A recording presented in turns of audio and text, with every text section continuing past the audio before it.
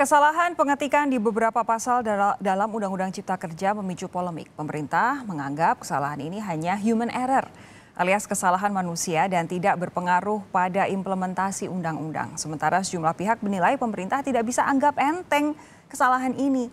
Jadi apa sebenarnya dampak dari kesalahan ini dan bagaimana memperbaikinya? Untuk membahasnya, kita sudah terhubung dengan tenaga ahli utama Kantor Staf Presiden Doni Gahral Adian. Selamat malam, Bung Doni. Selamat malam, Mbak Sofi. Serta pengajar hukum tata negara dari Sekolah Tinggi Hukum Jentera Bivitri Susanti. Halo Mbak Bibip. Halo, selamat malam Mbak Sofi. Mbak Bibip, saya ke Bung Doni lebih dulu ya. Bung Doni begini, Ya. Ini ditemukan ada pasal 5 ayat, justru hilangnya pasal 5 ayat 1, ini ditemukan setelah Undang-Undang Cipta Kerja dirilis oleh Mensesnek sendiri, ke Mensesnek sendiri setelah ditandatangani oleh Presiden. Kesalahan ini tidak ditemukan di draft yang sebelumnya. Jadi apakah betul ada pengubahan lagi ketika draft terakhir diserahkan oleh DPR dan ditandatangani Pak Presiden?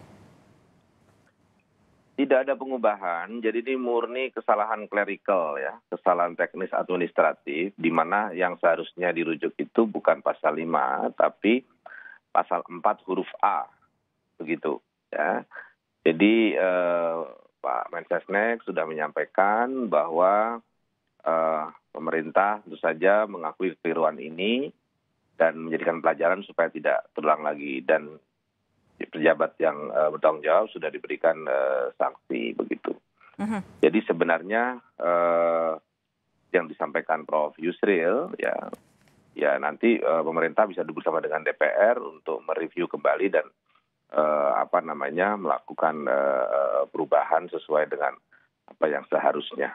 Oke, begitu, Mbak ini jadi Sofi. clerical error ya kalau dari Bung Doni bilang ya. Begini, Ya. Bung Doni, saya mau sedikit curhat. Saya selain bersiaran Sapa Indonesia Malam, saya juga memegang jabatan sebagai eksekutif produser di Kompas TV. Artinya saya punya beberapa produser yang ada di bawah supervisi saya. Ketika salah satu produser saya mengetik judul berita secara salah, langsung akan diberi surat peringatan oleh atasan saya. Tidak hanya dia yang salah ketik, tapi juga saya sebagai supervisornya, sebagai orang yang seharusnya bertanggung jawab atas anak buah saya ini. Kami berdua akan sama-sama diberi surat peringatan oleh seorang Rosiana Silalahi. Karena apa? Karena kami akan dianggap mencederai integritas dan juga kepercayaan masyarakat terhadap berita Kompas TV. Ini skalanya berita Kompas TV.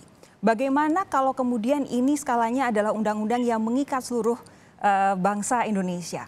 Apakah kemudian ini tidak dianggap sebagai sesuatu yang lebih besar dibanding sekedar clerical error?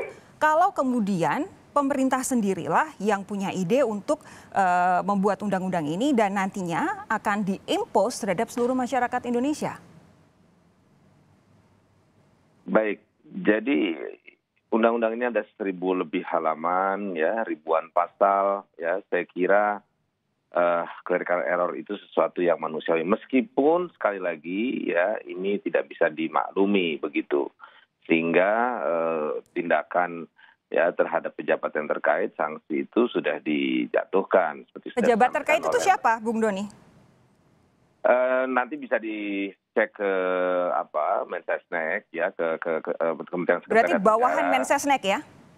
Betul, yang bertanggung jawab langsung terhadap redaksional dari undang-undang ini begitu. Jadi saya kira tindakannya sudah proporsional ya, sudah sewajarnya begitu, dan pemerintah juga sudah mengakui bahwa ada kekeliruan dan bertanggung jawab untuk itu. Tapi untuk melakukan perubahan, maka seperti yang disampaikan Prof. Yusril tadi, ya yang bisa diambil adalah legislative review ya terhadap undang-undang ini, karena memang sekali lagi ini bukan kekeliruan substansial, ya, ini kekeliruan klerikal, dan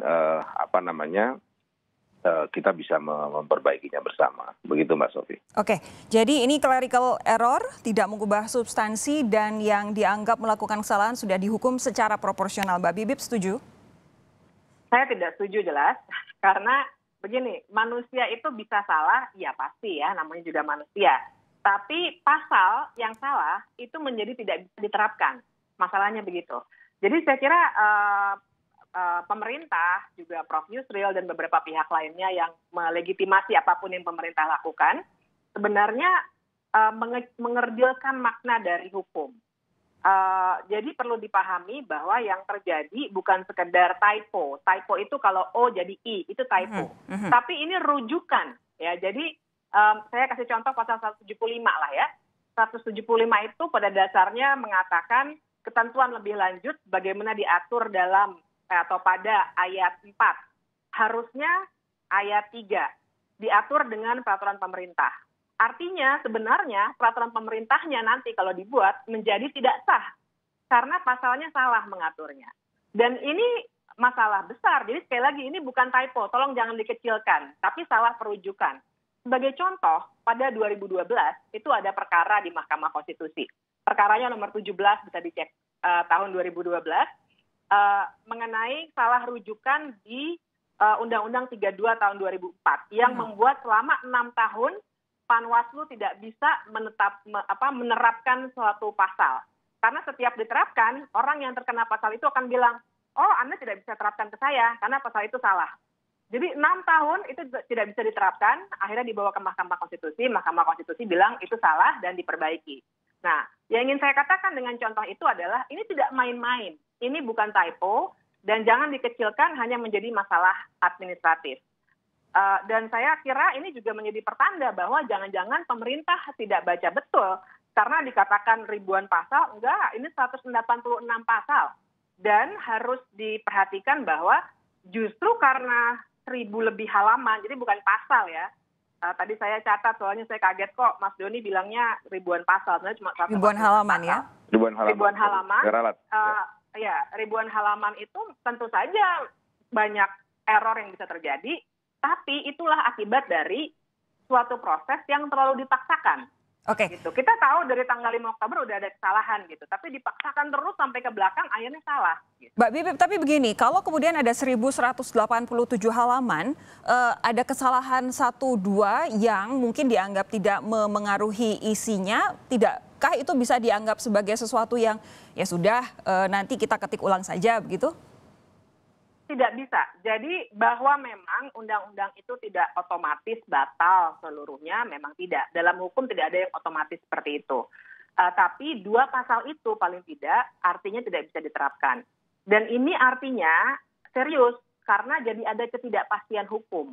Kalau saya investor, saya mau datang ke Indonesia, sudah diberi karpet merah Undang-Undang Cipta Kerja ini, saya lihat ada ketidakpastian hukum, saya tidak akan mau datang ke Indonesia. Jadi yang ingin saya katakan adalah ini soal serius, begitu ya. Seperti tadi Mbak Sofi juga katakan, saya mengangguk-angguk tadi, ini levelnya undang-undang, begitu. Jadi saya kira selama 9 bulan pembahasan Undang-Undang Cipta Kerja ini, publik sudah cukup lelah melihat bagaimana pemerintah memain-mainkan semua proses legislasi yang wajar dan sebenarnya konstitusional demi mendapatkan Undang-Undang Cipta Kerja ini. Dan akhirnya ujungnya begini lagi. Gitu. Okay. Jadi saya kira sudah saatnya untuk segera diperbaiki. Gitu. Oke, kalau kemudian ada yang bilang bahwa teman-teman dari para ahli tata negara ini sekedar tidak mau memandang ini sebagai sebuah human error, padahal manusia toh bisa salah, apa tanggapan Anda? Ya, saya kira yang menjadi masalah karena gini, orang-orang yang masih mencoba bertanggung jawab secara moral ya, karena kan intelektual itu punya tanggung jawab moral ya, seperti kata Hatta, seperti kata Julian Benda gitu. Tentu saja harus mengatakan mana yang benar, mana yang salah. Secara hukum tata negara ini salah. Orang-orang sebagian lagi orang hukum tata negara yang menjustifikasi, saya kira perlu mempertanyakan moralitas mereka masing-masing. Tapi bukannya tidak mau menerima, tapi saya khawatir ke depannya kebiasaan untuk membelok-belokkan proses sedemikian rupa yang penting jadi undang-undangnya itu akan terus-menerus berjalan, dianggap wajar, dan akhirnya negara hukum kita akan hancur begitu. Bung Doni, tadi Anda juga sempat menyebut respons dari Prof. Yusril begitu, idenya dari Prof. Yusril bagaimana untuk salvage Undang-Undang Cipta Kerja ini. Tapi juga ada yang meminta Presiden mengeluarkan Perpu sehingga pasal yang salah ketik ini bisa dilaksanakan. Kira-kira akan berat kemana ini? Ya, tentu saja opsinya adalah legislative review.